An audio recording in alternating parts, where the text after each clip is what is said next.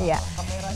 Kita tadi bahas soal dari tadi Kemeninfo sudah punya program untuk membuat the new breed yang nantinya akan menjadi ini technician ya Pak dikatakan ya. Level teknisi. Levelnya teknisi. Skill ya, keterampilan. Oke, ini kan level baru begitu. Sementara kan kalau teknologi kan rapid banget perkembangannya. Kalau dari risetnya McKinsey sendiri seperti apa sih kesiapan tenaga kerja? Apakah breednya aja yang disiapin, terus kemudian level manager walaupun chiefnya itu bagaimana kesiapan kita? Harus semuanya sih.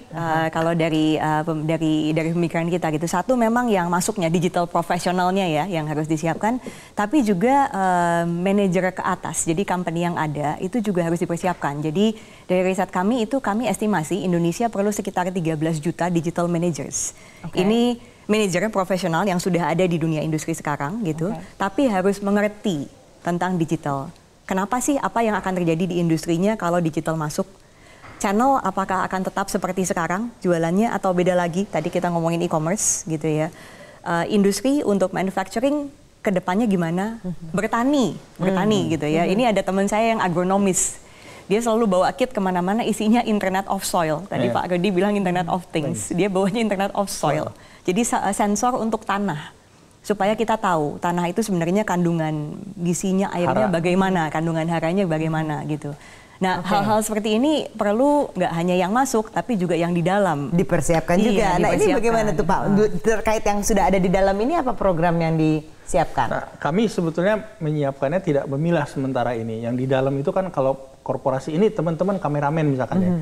Ini nanti teknologinya akan berubah, nggak lagi kabel begini, semua pakai wireless. Nah itu ya, ini contoh Metro TV juga harus menyiapkan teman-teman kameramen untuk di training, di upskill. Ya. Nah ini, nah Kominfo beserta ekosistem tadi itu fokusnya bukan di korporasinya, karena korporasi mampu lah. Ya. Ini kita yang tidak mampu. Tahun ini kita 1.000 pesertanya itu yang mendaftar 46.886, Kunjang mendapatkan 1.000. Kemudian yang menyelesaikan tes itu 21.000, padahal kita mau ambil cuma 1.000. Wow. Jadi ini kita akan adakan lagi tahun depan, tahun 2019, jumlahnya 20.000. Tapi juga kita akan tes lagi. Kenapa? Karena apakah itu lulusan SMK, apa lulusan D3, lulusan S1, yang penting usianya tidak boleh melebihi tahun ini 29 tahun. Tahun depan kami sedang mempertimbangkan, kami turunkan lagi. Kenapa? Kami yang kami harus itu adalah yang younger generation, generasi muda ini, milenial sini. Oke, nah ada nggak tuh Pak program yang kayak nanti khusus untuk direkturnya gitu, chiefnya? Dalam konteks startup ekonomi digital, itulah kemarin kami juga bicara dengan Jack Ma di Bali. Ya. Nah, kami siapkan level teknisi, sebetulnya kan teknisi, engineer dan chief level. Right. Nah, Jack Ma mengatakan saya nggak bisnis ini, katanya dia bilang ini pengembangan sumber daya manusia. Mereka punya program setahun setiap tahun itu ada 1.000 C-level yang dididik. Jadi kita pemerintah Indonesia di dalam negeri fokus dengan level teknisinya. Nanti kita kirim Kadin yang akan eksekusi, Kadin akan milih startup atau apa untuk C-levelnya itu dikirim ke Hangzhou. Jadi Oke, jadi sambil paralel jalannya begitu. Oke, kita harus break lagi, tetaplah bersama kami. Prime Talk akan segera kembali. Kebutuhan SDM di bidang digital di era revolusi 4.0 tadi kalau dikatakan ini Pak Rudi sudah sempat menyentuh, ini nanti tanpa batas begitu, artinya ada tenaga kerja asing yang bisa aja masuk ke sini, sementara kompetisinya berarti makin berat nih Pak. Nah tadi Bapak udah nyiapin ini, sudah nyiapin breednya yang baru gitu, apalagi sih infrastruktur yang harus disiapkan untuk menghadapi kompetisi ini? Itu kita fokus kepada talenta sumber daya manusia, jangan sampai kenapa Kominfo ini dorong ini, jangan sampai kita punya infrastruktur bagus. Palaparing insya Allah tahun depan sudah beroperasi penuh, terintegrasi.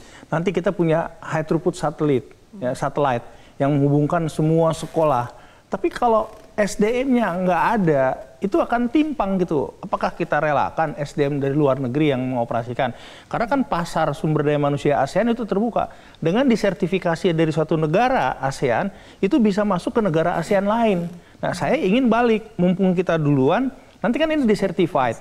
Nah, justru nanti suatu saat yang disertifikasi ini, yang siap kerja ini membuka lapangan kerjaan baru ya, bahkan bisa masuk ke negara-negara ASEAN yang lain gitu. Oke, jadi malah bisa dari Indonesia yang keluar. Betul, justru. itu strategisnya 5 tahun 10 tahun ke depan ya harus bawa ke sana gitu. Iya. Kalau dari Ibu Filia bagaimana melihatnya? Apalagi tantangannya? Apakah memang betul hanya semata dari digitalnya saja? Apalagi yang harus diperhatikan?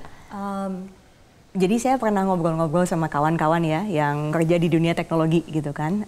Terus udah gitu tanya, ini bedanya talent Indonesia sama talent di luar gimana sih? Karena ini kawan ini kebetulan pernah di Korea, pernah di US, pernah di tempat lain-lain gitu kan. Dia bilang gini, kalau belajar teknologi atau apapun yang diajarin di sekolah sekarang, 1 tahun lagi teknologi itu udah beda lagi gitu ya. Jadi dia bilang, terus kalau gitu apa dong yang beda, yang bisa membedakan kita kalau kita mau jadi talenta bangsa yang sukses teknologi? Dia bilang critical thinking, complex problem solving, ability to work with people. Gitu. Jadi human touch masih perlu juga. Iya, jadi kita semua ngomongin digital profesional itu nggak menghilangkan kebutuhan kita tentang intrinsik orang. Pekerjaan yang nggak hilang apa? Guru tuh nggak hilang loh, guru nggak hilang, CEO nggak hilang, gitu kan ya.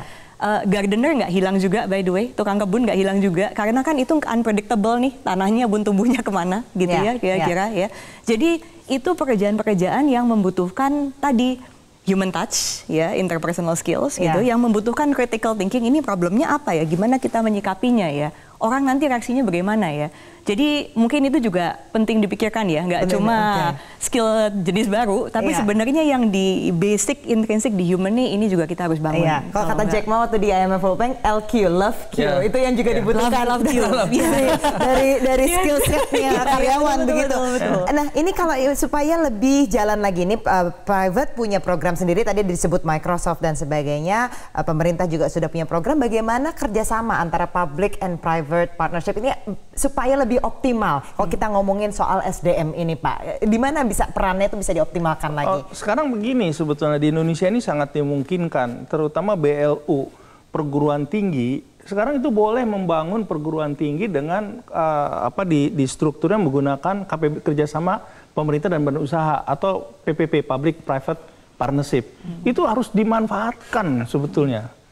Dan Kementerian Keuangan tuh mendorong yang model kayak gini. Itu terjadi di perguruan tinggi, itu diperbolehkan. Bikin rumah sakit sekalipun sekarang harus di structure PPP. Karena apa? Kalau pemerintah pemerintah itu kan terbatas. Kalau kita di struktur PPP, kita bisa akses kepada the best resources. Apakah pemikiran, apakah know-how, apakah orang. Nah ini kenapa Kominfo itu proyeknya 3 Palaparing kita struktur PPP. Yang satelit ini kita struktur PPP lagi. Tujuannya adalah kita mempunyai akses ke sesuatu resources yang lebih baik lagi. Oke, jadi harus dioptimalkan, Bu Filia. Setuju bahwa public private partnership itu sangat penting, karena intinya begini, dan sebenarnya nggak hanya public dan private, karena ada elemen lain yang supply kan dari institusi pendidikan, yang memakai kan dari perusahaan gitu, yang membuat regulasinya kan dari kebijakan dari pemerintah gitu ya. Jadi ini memang ekosistem semuanya harus jalan sama-sama gitu ya.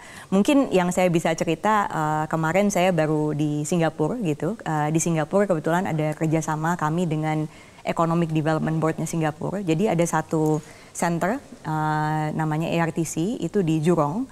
Tanahnya itu diberikan oleh Jurong Industrial Park gitu ya. Itu dekat dengan Nanyang Technology University. Jadi yang bekerja di satu itu dari Nanyang gitu kan. Isinya apa? Ada startup. Startup itu kan biasanya inovatif, tapi mungkin untuk bikin skala besar dia agak sulit. Ada startup, bagian dari institusi itu. Ada GE, PTC yang platform gede-gede gitu ya di situ juga. Nah itu dibuat satu tempat untuk membantu CEO dan manajer mengerti apa sih sebenarnya I4.0 gitu. Mungkin bisa dilakukan tuh Pak, ITB atau ITS gitu nantinya. Ini saya bicara dengan Pak Erlangga, Menteri Perindustrian, untuk membuat semacam kawasan khusus, misalkan 50 manufaktur di sana, kita bawa industri revolusi keempat ke situ. Paling tidak kita mencoba, jangan juga diterapkan tiba-tiba ke seluruhnya, repot kita. Betul, satu-satu. Fokus dulu ya. Pak Erlangga kemarin pas di situ juga Pak, soalnya. Oke, Bapak Ibu terima kasih atas diskusinya yang insightful sekali. Terima kasih, mudah-mudahan benar-benar siap kita untuk menghadapi revolusi digital 4.0 ini. Terima kasih Pak Rudi dan juga Ibu Fia telah hadir bersama kami di Prime Talk. Tetaplah bersama kami, Election Talk akan hadir sesaat lagi.